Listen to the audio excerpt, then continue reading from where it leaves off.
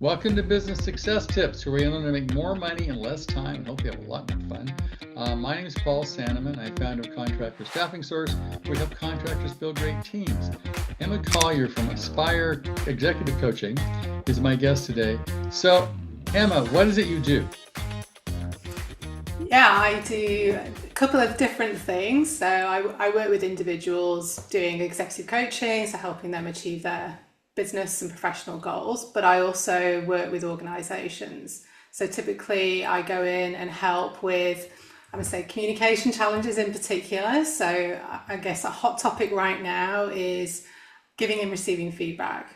So some organisations have identified this is a real gap for them, and it's causing blockages in productivity, in Can you work with efficiency. our president? No, just kidding. Not that I'm aware of. So, Yeah, okay, I just thought I'd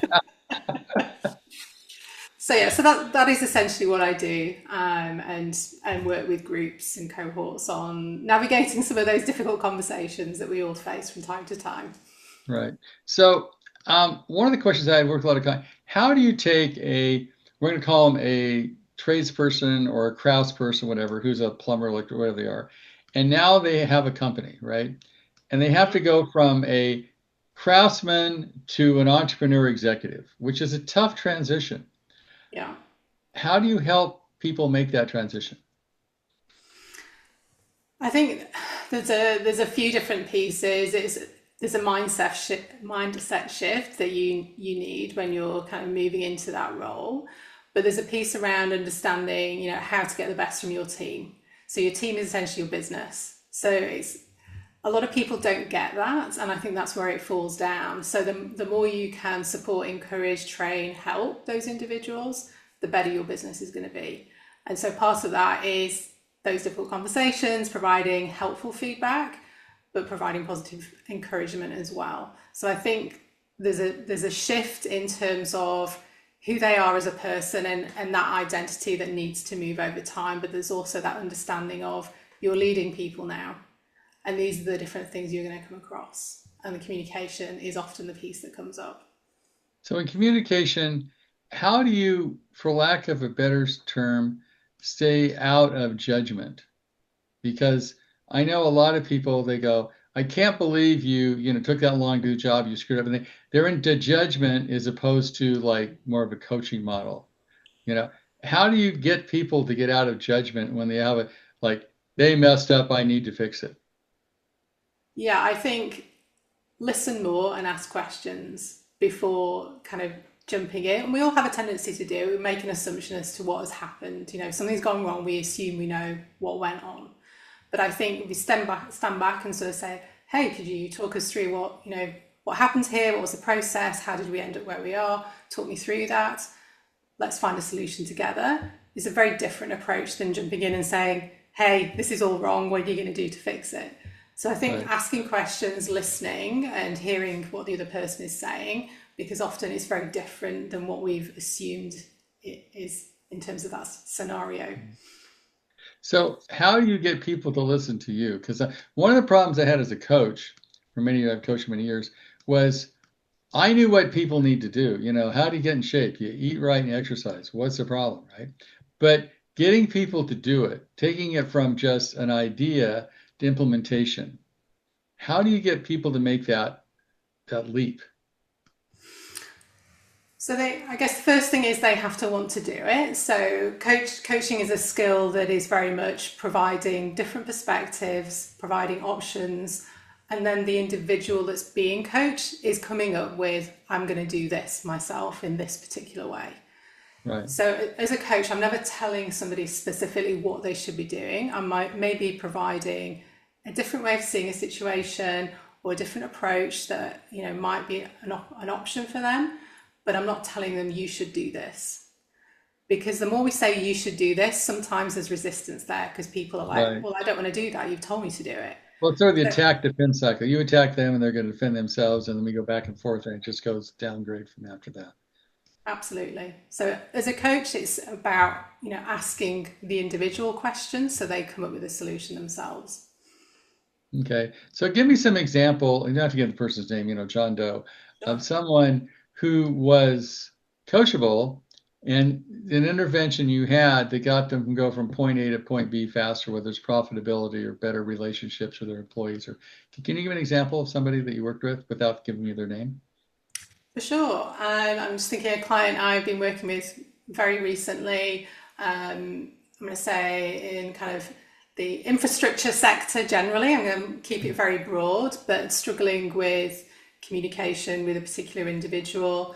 And we talked through different scenarios. And the way this individual had been approaching the conversations was very much, you're doing this wrong.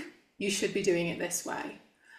And so we talked about strategies of, okay, well, let's talk about appreciating the person for the effort they've made and then providing some suggestions of how they could make it even better, rather than saying, you're doing this wrong, do it this way.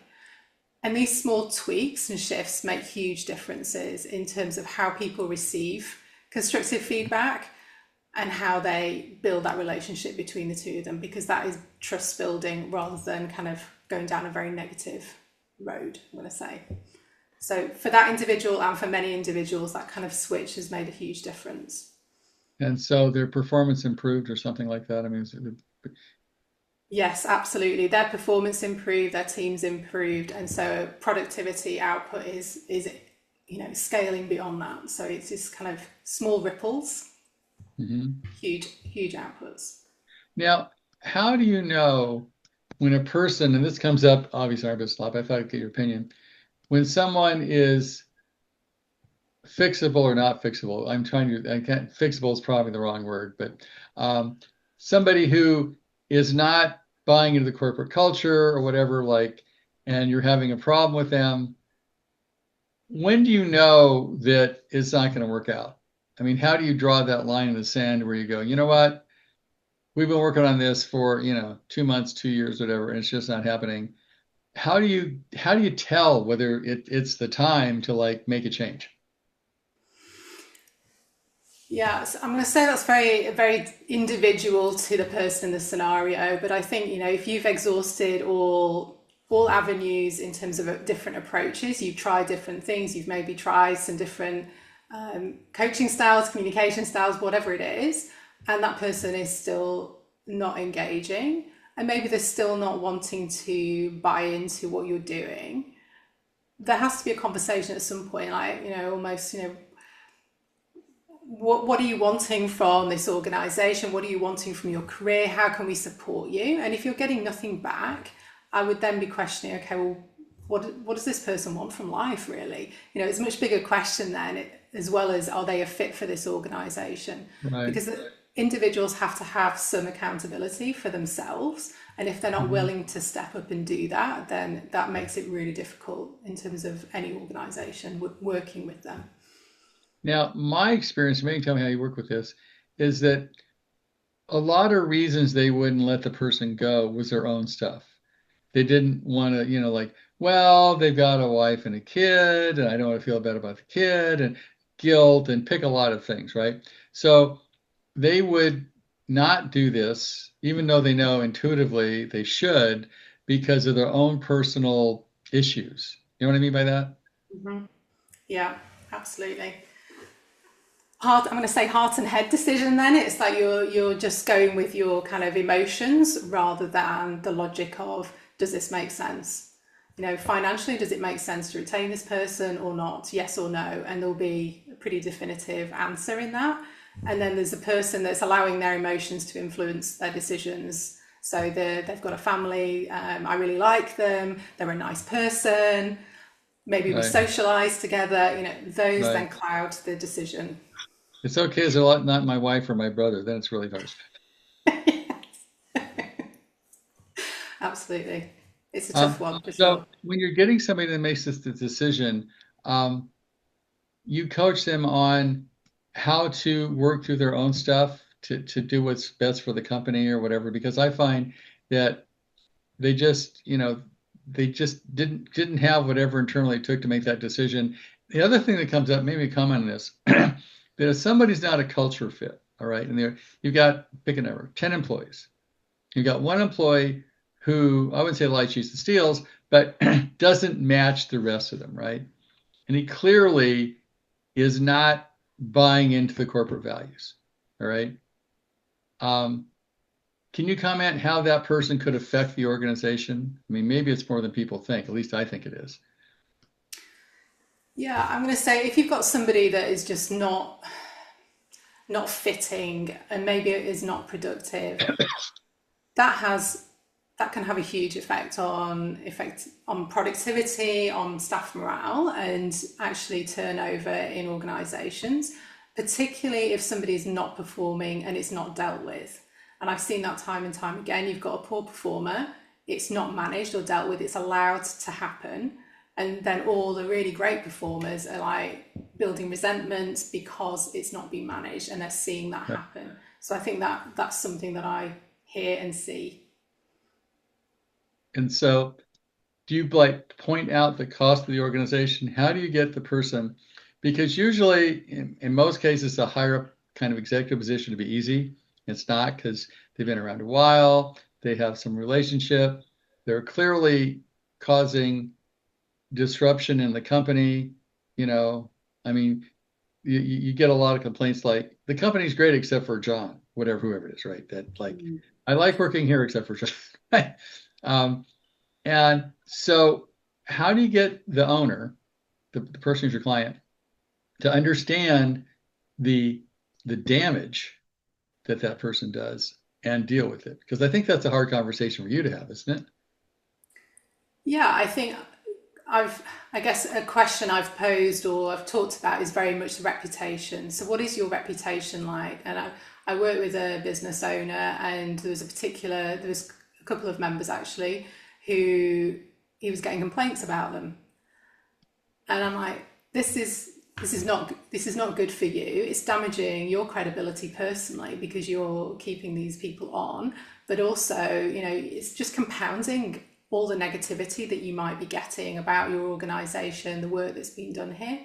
And so in the end, he made the choice to release those individuals because the damage was so huge, he couldn't afford not to.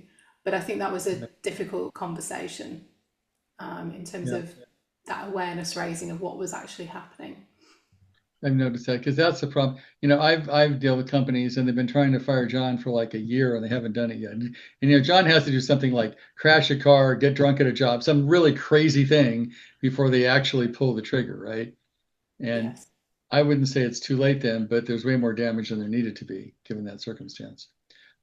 So you probably have some basics. If you talking to contractors in general here, what pointers would you give them on leadership, how to be a leader, how to make that transition, and how to be the person they need to be to get where they want to go? Lots of pieces there. I think Right. I think the first thing is think about the type of leader you want to be. So think about your past and leaders that you've worked for. What did you like and what did you not like about them? So that's the first thing when you think about shaping the kind of leader you are. And then I would Yeah, say, that question. So what kind of lead, and there's probably the autocrat, what different kinds of leadership styles, just really quickly, that you deal with? yeah, so I would say you kind of see autocratic leadership, which is a very directive form of leadership. It's kind of my way or the highway kind of approach. And so there's not much collaboration in that, but it gets things done. But there might be a cost associated with that because Okay. people can feel quite negative about that kind of leadership style. On the converse, there's a style called servant leadership, which you often see, I'm going to say, in government organisations where the leader works for the individuals. So they're very much putting the team, their department first, and they're doing everything they can to make their life easier. So it's a very different approach. Within that, there's other coaching approaches, is very much about, asking the person questions, getting them to think about what they need to do, but not telling them what to do as well. So those are just a few. There's lots of other laissez-faire, very much laid back, hands-off approach to leadership, which works great if you have an established team, not so much if you have a very new team, because Right. going to want more hands-on approach again. So there's lots. I could go on for a while about those. And you can advise people on what leadership model they're looking into and how to achieve that in their organization. For sure. And I'm going to say leadership's all about flexing your style as well. So one style might suit one situation, but you might need a different style for a different kind of situation. So it's knowing which ones to lean into depending on the outcome that you're looking for. So when somebody wants to work with you as a coach, who's your favorite kind of coaching client? I mean, somebody listening to this might go, well, is Emma for me or not for me? What kind of person are you looking for? So, oh, I'm just like that, I should give her a call. Who would that person be? So I guess I'm going to say action-oriented people who are committed to improving themselves, and most people are when they jump into coaching. I would say I'm not here to always tell you what to do. I will give you options of things that might be feasible, and I'll give you strategies and tactics to consider. But if you're wanting a step-by-step, this is how you should do something, that's probably not where I'm going to be. But I will absolutely support you and advocate for you and challenge you as well to try different things and approaches to see what is going to be the best outcome for what you're looking for. Okay, so if people want to get a hold of you to find out if it's a good fit, what's the process and how do they tell? Yeah, so if you go to my website, which is 𝗵𝘂𝗹𝗂𝗺 there's a link in there. You can book a call with me, free call. We can have a conversation and see if there's a fit. There's obviously no charge for that. I just want to make sure that it's gonna work for you. And then, if it's a fit, then we work out a program based on the client's needs and go from there. So. And how do you charge? Does your fees vary? How do you charge for what you do?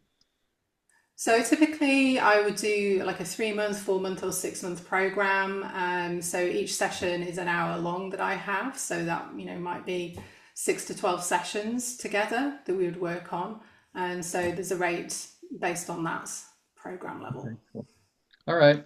Well, I would say, I always tell people if they're looking for a coach, they should interview a couple, right? Because it's sort of like a marriage. I mean, it's a long-term committed relationship, for lack of a better term, right? Yeah. And you got to find somebody that you're looking forward to the phone call, not regretting it. That's how I tell. If you're a coach, you're going, it's him again. He's just going to beat me up. Probably the wrong coach, right? Yes. You need a coach who you can relate to, who gets results, but you actually enjoy the process. Otherwise, I think it's a bad process. Yeah, I couldn't agree more with that. So if you're not looking forward to your coaching call with your current coach, I would definitely call Emma.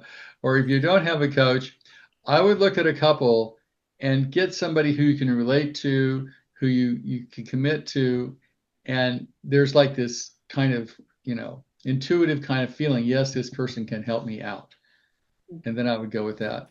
I would not just go by what AI suggests or pick another reason, right? I would go with somebody you really like. And I would talk to a couple to find out somebody you really enjoy. So thanks, Emma. I appreciate you being here. And I think you should call Emma either if you're not looking forward to your next coaching call or you don't have a coach and you're considering that. Thank you. Appreciate it. Thanks, Emma. Thank you.